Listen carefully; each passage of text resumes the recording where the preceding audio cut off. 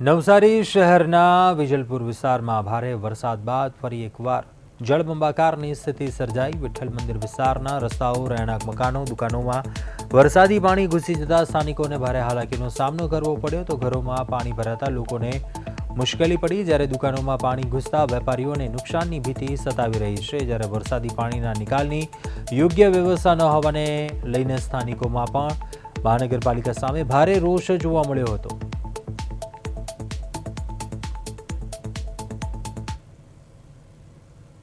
નવસારી શહેરના મહાનગરપાલિકા વિસ્તારનો આ વિજલપુર વિસ્તાર છે। વિજલપુર વિસ્તારના વિઠ્ઠલ મંદિર પાસેની આ જે પાણી છે તે આપણે સીધા દ્રશ્યો બતાવીશ। જે રીતે આ પાણી છે એ તમને પ્રથમ દ્રશ્ય કોઈ નહેર કે નદી કે તળાવનો વહેણ નથી, પણ આ નવસારી વિજલપુર વિસ્તારનો આખો જે આ વિસ્તાર છે તે પાણી ભરાઈ ચૂક્યા છે। આ સામે વિજલપુર પોલીસ ચોકી છે। આ પોલીસ ચોકીની આસપાસ પણ આ જે આ સમગ્ર વિસ્તારો છે, જે દુકાનો છે, તેમાં પાણી ભરાયા છે। એટલે કે જે રીતે આપ આ જોઈ શકો છો કે આ જે વિજલપુર વિસ્તારનો જે વિઠ્ઠલ મંદિર વિસ્તાર છે ત્યાં આ જે વિસ્તાર છે પાણી ભરાયેલા છે। એટલે કે ખરેખર લોકો કેટલી મુશ્કેલી વેઠે છે। આપણે અહીંયાથી સ્થાનિક કેટલાક નાગરિકો છે તેમની પાસે જાણવાનો પ્રયત્ન પણ કરીશું। ક્યાં ચાલ્યા કાકા? ભજનભાઈ, આ પાણી ભરાય શું છે?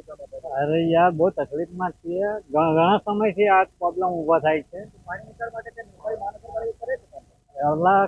કરીએ એમ કહે છે, પણ આ દેખાવું તો જોઈએ કે નહીં। આવતા નથી એવું લાગે। હા,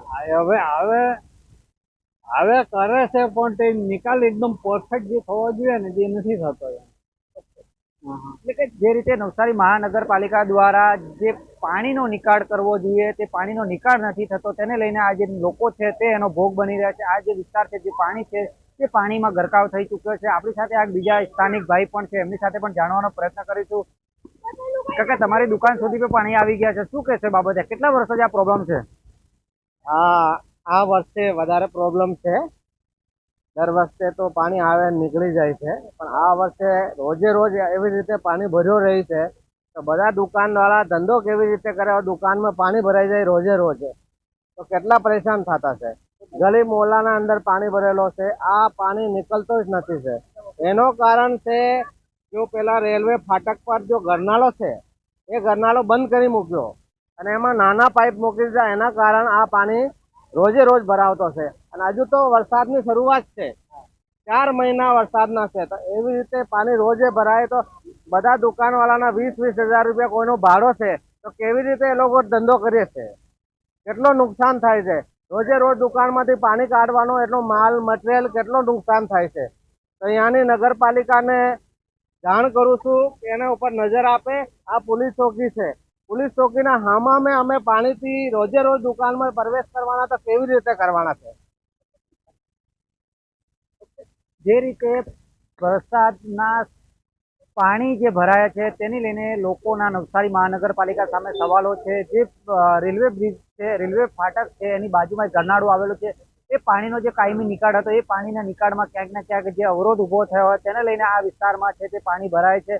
પણ ખરેખર ચોક્કસથી કહી શકાય કે નવસારી મહાનગરપાલિકા જ્યારે પ્રી મોન્સૂન કામગીરીના દાવાઓ ફૂંકતી હોય છે, જ્યારે કરોડો રૂપિયાના પ્રી મોન્સૂનગીરીના કામગીરી બતાવતી હોય, ત્યારે આ જે પાણી છે તે નવસારી મહાનગરપાલિકાની પ્રી મોન્સૂન કામગીરીના દાવાઓને ખુલ્લી ચેલેન્જ આપીને બતાવતી હોય તેવા આ દ્રશ્યો કેમેરામાં કેદ થયા છે।